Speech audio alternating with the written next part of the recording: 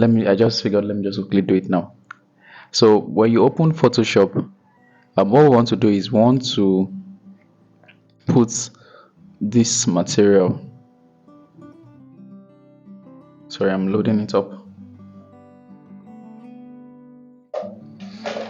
Now we want to put this material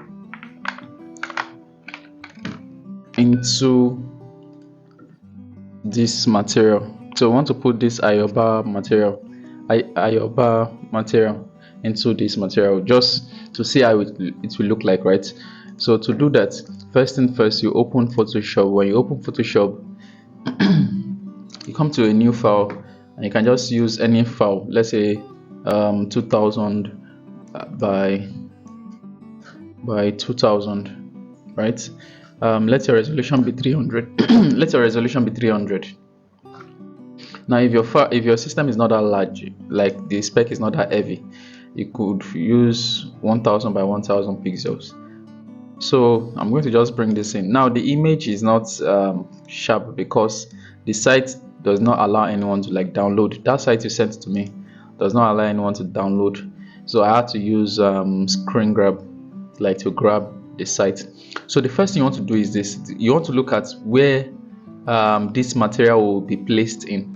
So majorly, if you look at this cloth, you would see that the material would only be showing where we have these patterns. It won't be showing on this what's it called, this 4, like FUR, this 4, right? So what you want to then do is you select all these patterns.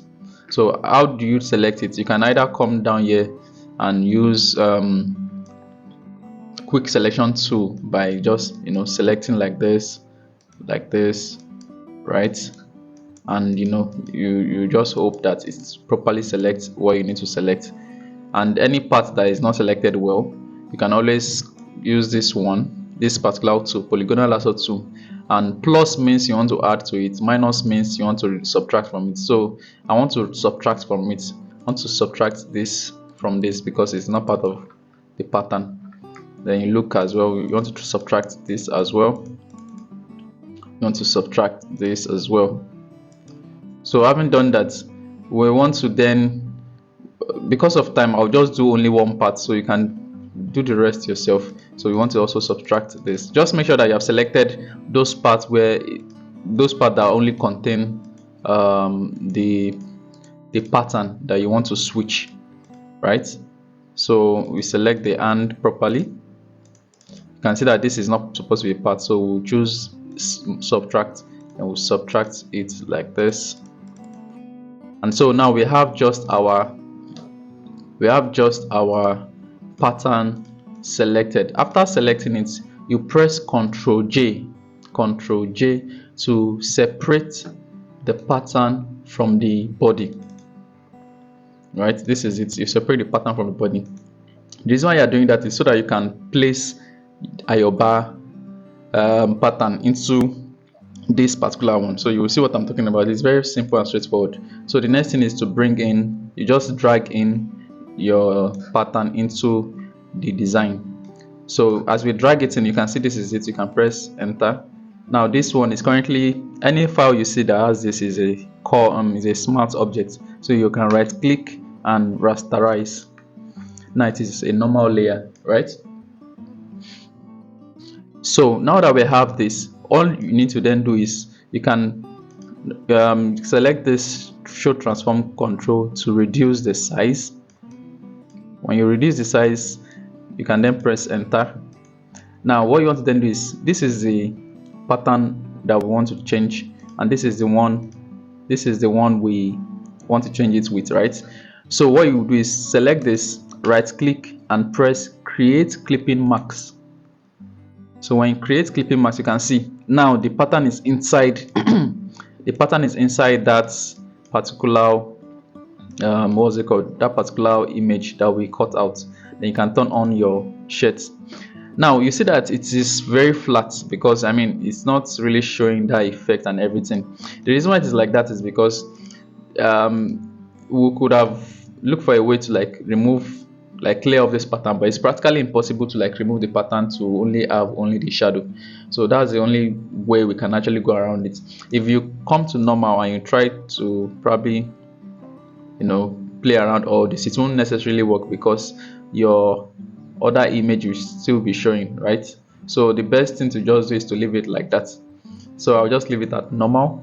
And what you can then do is you can then start playing with your, what's it called, light and shadow. So you can create a new layer, call it light,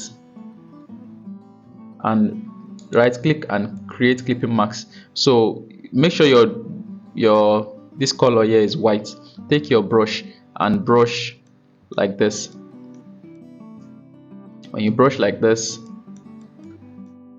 then you can select overlay.